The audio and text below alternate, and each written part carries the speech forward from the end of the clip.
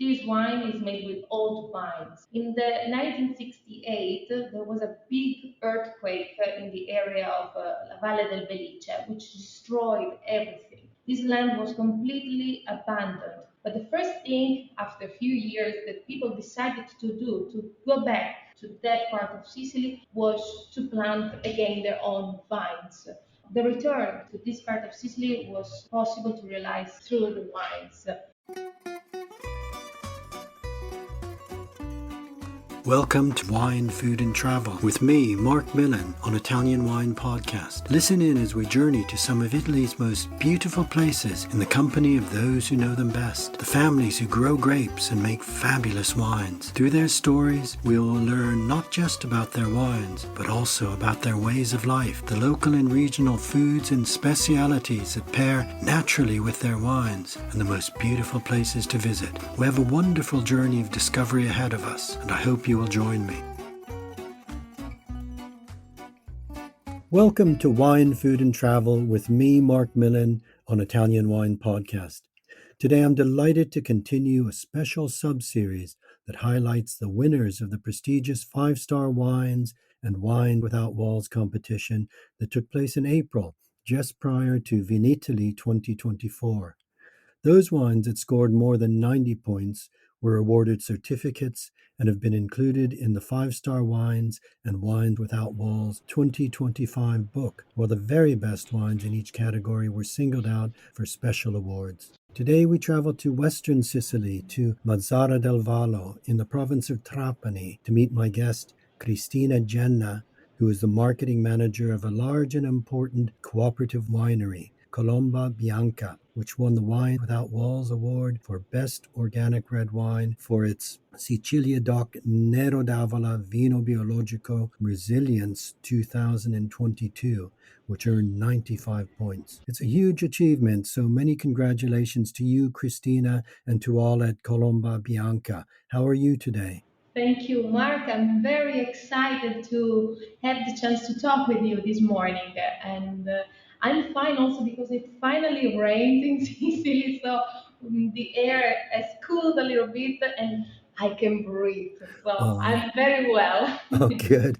I can imagine that after a very hot summer, that rain is very welcome. Yes, absolutely. It was not as hot as last year. We had some issue with the rain, but the land is starting to drink a little bit again. It's raining again, Okay. so yeah. Is it actually raining now?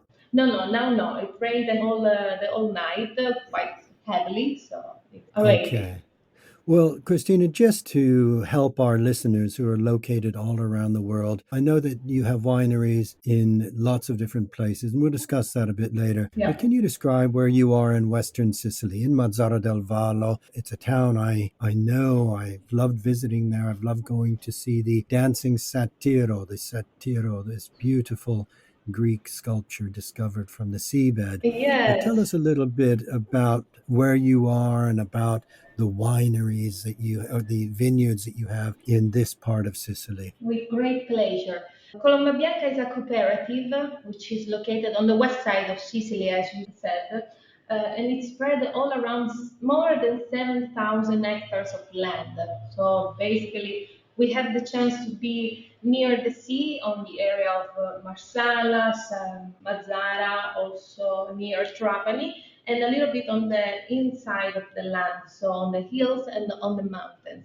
I can tell you, Mark, what I love about Colomba Bianca regarding the location, because being this spread, we have basically the chance to collect all the essence of Sicily from the sea, on the hills, on the mountains, and we can have all the different shadows of this amazing region on a glass of wine. So yes, 7,000 hectares of land from the area of Trapani.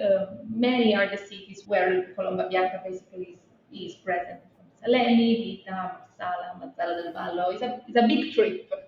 Okay, and as you say, it is this mosaic of vineyards that allows a huge range of wines to be produced that really reflect the contrast in Sicily between sea, between inland.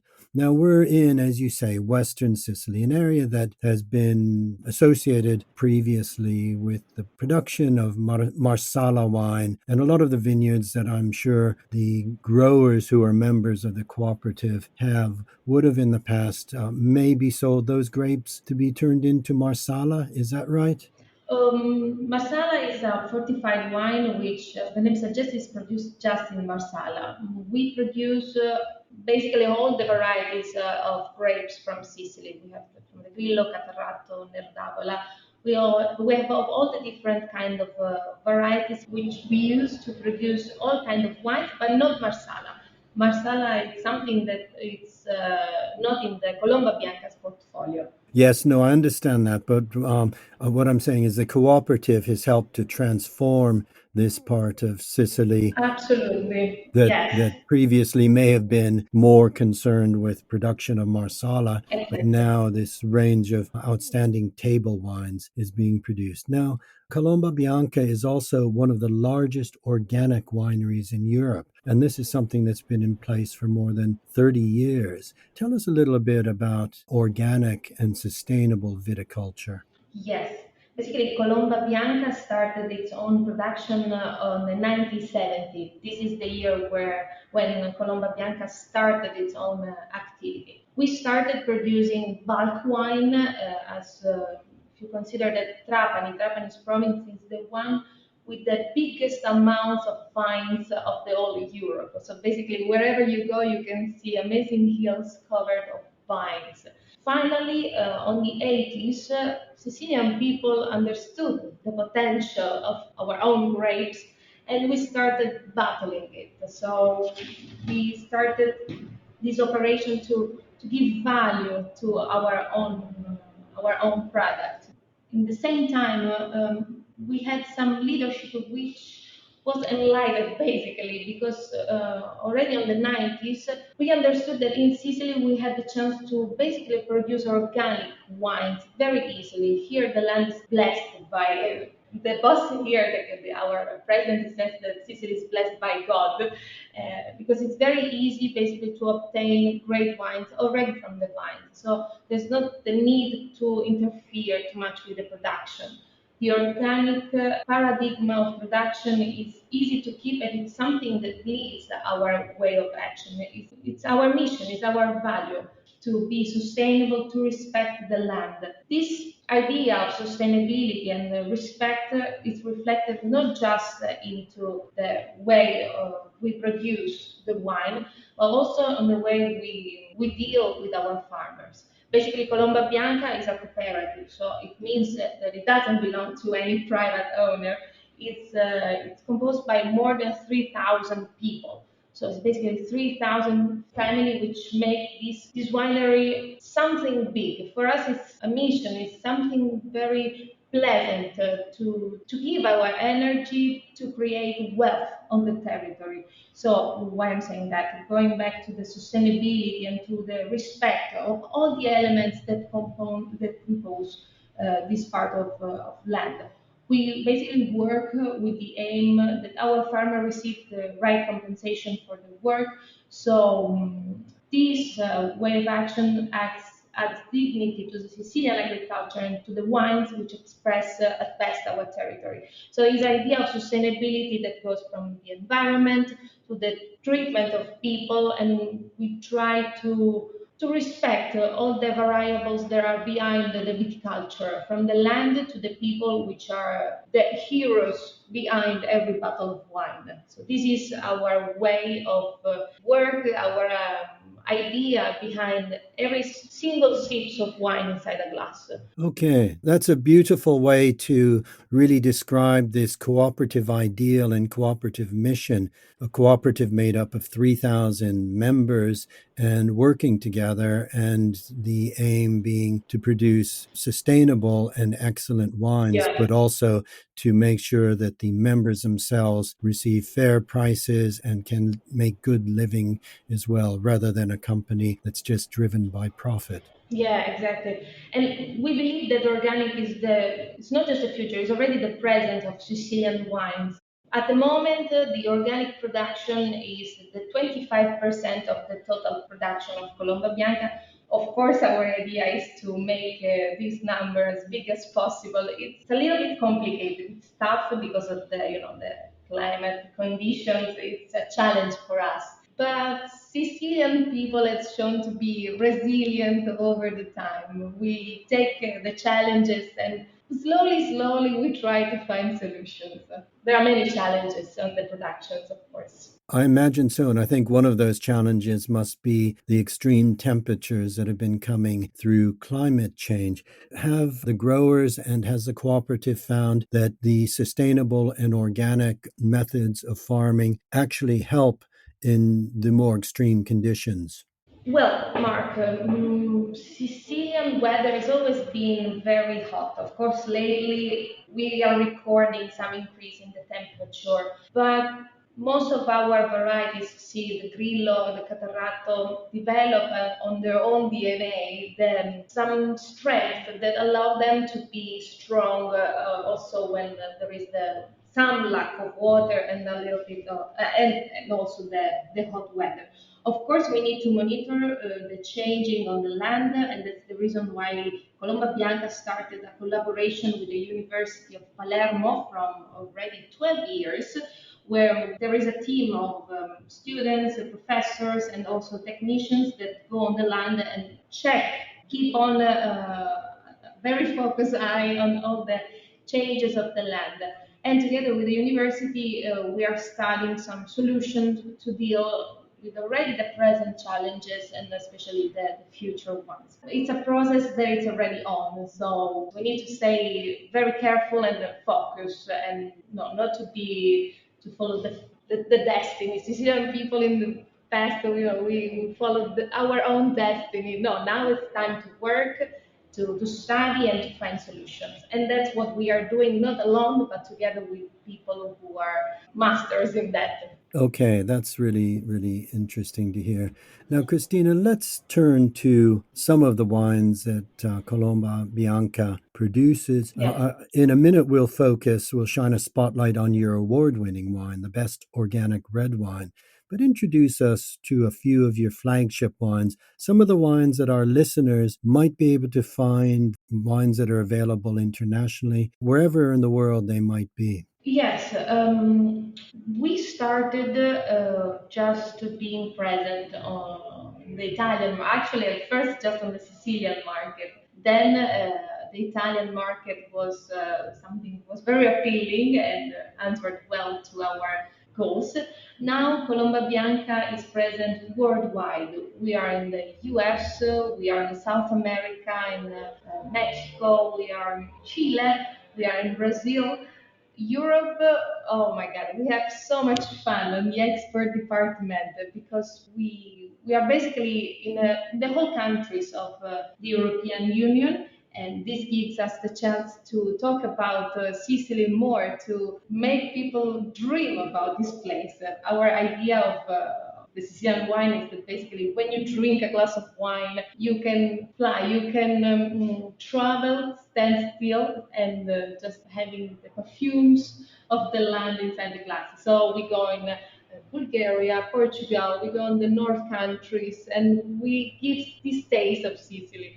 We are also on the Asian part as well. Japan. We started recently with the Chinese market. It's a little bit complicated, but we have a strong team in the export department, so we're trying also to be there.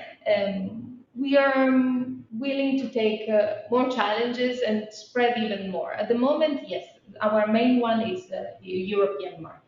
Okay, well, just introduce our listeners to some of your flagship wines. Not yet the award winning wine, we'll come to that in a minute, but just a brief introduction that gives our listeners a flavor of your wines from Colomba Bianca. That's like I know it's a big range, so yeah. no, but if I can, if you allow me, before I say something more, I will invite people to go in our website where you can see all the different varieties we have. But of course, we have autochthonous varieties such as Grillo, Catarratto. We have the Nero d'Avola, of course, it cannot be missed, and also international wines. We have wines that are grown near the sea, so you can feel the touch of the sea that gives this minerality, this acidity on the nose. We have the strong and elegant wines from the mountains, from Salemi, so from different areas. It really depends from the desire that you have. And we have still wines, we have white, refreshing, our Zibibo. I mean, I'm a big fan of the Zibibo, so and those perfumes of flowers that you can have very strong on the glass, you can have this variety. We have also the sparkling wines. The project with the sparkling wines started quite recently. We saw that the trend of the sparkling consumers was increasing, and we tried to create some of our products. And that's when we decided to start with the La Vie line, which is our sparkling. We also have classic method, so really you can whatever you want to drink, you can find in the Colomba Bianca's portfolio. Okay, so it is a big portfolio. Well, let's now Yeah. shine that spotlight on your award-winning Best Organic Red Wine, your Nero d'Avola Vino Biologico, Yes, the resilience. the Resilience. Already from the name, I think you can have a hint about what this wine is about. Resilience. Basically, this line was a project that started already in the 70s, 1970s. If you consider that this wine is made with old vines, in the 1968, there was a big earthquake in the area of La Valle del Belice, which destroyed everything. This land was completely abandoned. But the first thing, after a few years, that people decided to do to go back to that part of Sicily was to plant again their own vines. So the return to this part of land, to this part of Sicily, was possible to realize through the wines. The resilience is the result of that process. It's made with old vines, which are more than 30 years old. And so this is the reason behind the strong name, resilience. It's an elegant, it's a long-lasting and distinct wine. Nero d'Avola is the ambassador, is the king of the red varieties of the region. So wine basically, as I said, it embraces the value of resilience, and it's silky. When you have a glass of it, you can have this bouquet of vanilla, red velvet scents mixed with zesty notes of coffee and cocoa. So basically, it's a complex wine on your nose, and when you taste it, you feel the silkiness on your mouth. It's a very great expression of elegance and strength of this region. That's a very good description. And I think our listeners will probably be familiar with the grape Nero d'Avola and Sicilian examples. But what's interesting, I think, about Nero d'Avola is that it's a grape that really does reflect terroir, and the styles and character of different Nero d'Avola from across Sicily can vary from lighter to really dense and heavier wines to more elegant expressions, as you've described. What is the terrain in this Valle di Belice like? What is the vineyard area, the terroir? Well, here, already from the altitude, we are from 100 to 300 meters on the sea levels, and the soil is chalky. Okay. So we are far from the influence of the sea. Here we have a more compact and more mature, more elegant Nero d'Avola. As I said, Nero d'Avola is the ambassador, is present all around the region. And wherever you plant it, even with just few kilometers of distance, you can have a different personality of wine. You can have the easy drinking Nero d'Avola. You can also have the sparkling version, so the young and very joyful Nero d'Avola. Here, the idea that we want to express here, also following the story, the philosophy of this resilience line, is to have something strong, something that makes your mouth like full of pleasure that gives you a full taste of all the features of the variety. So you can have here the fruit expressed at its own best. As I said, Sicily basically is a continent. So if you plant very just 10 kilometers far, you have completely different personality of the final product. Here we want to have strength. And also, this name resilience reflecting the resilience of the people themselves, the wine growers, the people that returned to this area after that devastating earthquake. I've read about the earthquake. I think entire villages were destroyed. Is that right? Exactly. Yeah. And so, this return to the land, this return to finding a way to make a living through wine is very important to the story of this wine. Exactly. Basically, in a poetical point of view, we can say that everything was born again, starting from the vines. And so I don't know. I really love the idea that wine is what gives this part of land again its own second life. It started with the wine, but now art again as well. There are very nice artistical sites over there in La Valle del Belice, which to all of you who are listening, if you're planning to come to Sicily, don't forget to visit La Valle del Belice, which is a place who tells you about the history, about also the personality of the Sicilian people, the Sicilian story. It's a very nice place. Okay, that's very important. And it's somewhere I haven't been. I've been to Western Sicily many times, but Oh, I haven't been there, and I will try to visit on my next trip. Christina, can we turn now to the gastronomy of Western Sicily? I think Sicilian food is one of the most delicious of all of Italy's wonderful regional cuisines. Can you share with us a few of your favorite foods and tell us the Colomba Bianca wines that pair with them? Of course, I want to know about that wonderful Gambero Rosso from Mazzara. I'm already hungry. It's the morning, but I could eat some couscous at the moment. Sicily is a continent again, and not just in terms of wine production, but also in terms of its food offer. If you go on the east side, you have more the influence of the Greek cuisine. I can tell you something about here, the west side, where we had the influence of the Arabic cuisines. But many people in the history passed by here and they left us a very rich heritage. When we talk about Sicilian cuisine, I'm thinking about arancina, I'm thinking about parmigiana, which is this eggplant meal. Everything basically is fried. If we can fry something, we fry it. And well, if we are thinking about the resilience Nero d'Avola, what I'm keeping in mind is this Parmigiana, which is a little bit fat and fried a meal, but with the tannin of the Nero d'Avola, we have the chance to, really compensate all the sensation of on the mouth and to have a great experience. Oh, that sounds so delicious, Christina, and I'm imagining it with that beautiful expression of Nero d'Avola. Yes. Now, with that Gambero Rosso, how would you eat the Gambero Rosso and what would you drink with it? This special Gambero Rosso, the red prawn, it is only really caught around Mazzara del Vallo, is that right? Yes, Mazzara del Vallo, according to the chef and to the specialist, is the city where you're going to find the best red prawn, the best gambero rosso of the old country. And allow me to say, it's true. Whenever I go to my lunch break outside, I'm already very enthusiastic to try this kind of taste. The gambero rosso, you can have it by itself, of course, with just a little bit of lemons and oil, raw.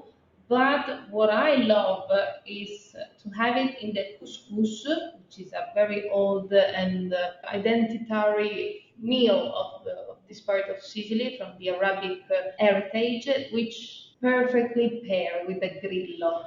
Grillo is, of course, in our portfolio, you can find grillo in many different shadows, but the grillo resilience, strength of the grillo, this kind of expression, is perfectly paired with the couscous, which is also an important kind of meal. Grillo resilience and couscous with red prawns and other fishes is something that you will not forget. Those are two wonderful foods that I think our listeners, if they find themselves in Western Sicily, must try to find with your wines. That's a great suggestion.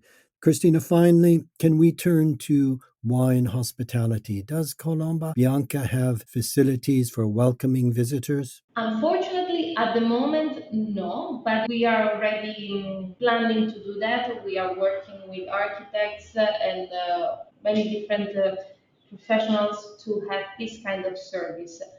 What we do if a group of people wants to come to Colomba Bianca is that with pleasure, of course, we welcome them with some coffee first because we have so many things to see. But together we can go to see the countryside, to see with our own eyes all the different influences. We can see the sea near us, or we can go to a little bit on the mountain to see how the landscape is covered by these vines, which leaves a special touch to what we see, to the lands, to the hills, to the mountains. We don't organize wine tourism at the moment, but as I said, we are in the process to do that. So it's a project for the future. Absolutely, yes. But they can contact me. I can give them suggestions about where to drink Colombo Bianca locally and which food they can have if they have some special desire. Okay, that's good to know. And generally, if people are in Mazzara del Vallo, there are many things that one can do from here. I have already mentioned one of the most beautiful statues in the world that was discovered by fishermen in Mazzara del Vallo, this satiro. Tell us a little bit about that. It was a discovery which was not planned, of course. But in Mazzara, when you go to Mazzara del Vallo in the city center, you have the feeling that you are in some Arabic city. Check on just online, you will see that the churches they remind you of some mosque. There is this architecture that is really resembling with the Arabic part of the world, which is very fascinating because if you move just a little bit far, you will see the temples, so the Greek influences. Really, one life is not enough to visit this amazing region, and Yeah. wherever you go, you will see something different. No one has to listen to us, Mark, just between you and me. But the best ice cream is in Mazzara del Vallo. Mamma Oh, is that mia. right? Can you name the best Oh, gelateria? can I? Oh, I can. Oh my God. I can tell you my favorite. Actually, no. You know what I'm going to tell you? If you go to the seaside, there is a special one. It's the only one. You go to the seaside of Mazzara del Vallo, to the Lungomare, you will see this place, which, my God, has like 40 kinds of different ice creams. And you can stay there, spend the whole day, and you will say, Cristina was right. That's the best ice cream I had. Well, that sounds unmissable. Lungomare. Okay. Next time I will try Lungomare to di hunt that Mazzara. out. Christina, it's been a real pleasure speaking to you this morning. We've covered a lot. You've explained the Colomba Bianca story, the mosaic of vineyards that are worked by 3,000 members of the cooperative, over 7,000 hectares. It's very large, much of it organic. The range of wines, especially focusing on the grillo to go with the couscous, this Arab influenced wonderful fish couscous from Yes. Western Sicily, and of course that Parmigiana Mm. with the Nero d'Avola resilience. So you've made us all very hungry this morning. Uh, Good. That was my I've, I've intention. I really enjoyed our Me conversation, too. and I wish you well for the rest of is the harvest over now? Yes, it's over. We finished it a little bit earlier this year. Generally speaking, in Sicily, it's already done. Soon on the Etna, people will do their own harvest. From this year, we have in our portfolio two Etna wines as well. We are trying this experiment, and over there, it's going to start in the last week of September and the first week of October, that range of time. Okay, And yes, Marco, if I can finish with one sentence said by Goethe. certainly. Goethe, when he came to Italy for his own trip, he said, to have seen Italy without having seen Sicily is not to have seen Italy at all. Sicily is the clue to everything. So, book your ticket, come to Sicily, and drink all the different varieties we can have here. Well, that's a wonderful conclusion to our conversation. Thank you so much, Cristina, Thank you, and I Mark. look forward to meeting you sometime soon. Grazie. Grazie mille. A presto. Thank you. Grazie, a presto. We hope you enjoyed today's episode of Wine, Food and Travel with me, Marc Millon, on Italian Wine Podcast. Please remember to like, share, and subscribe right here or wherever you get your pods. Likewise, you can visit us at ItalianWinePodcast.com. Until next time, chin chin.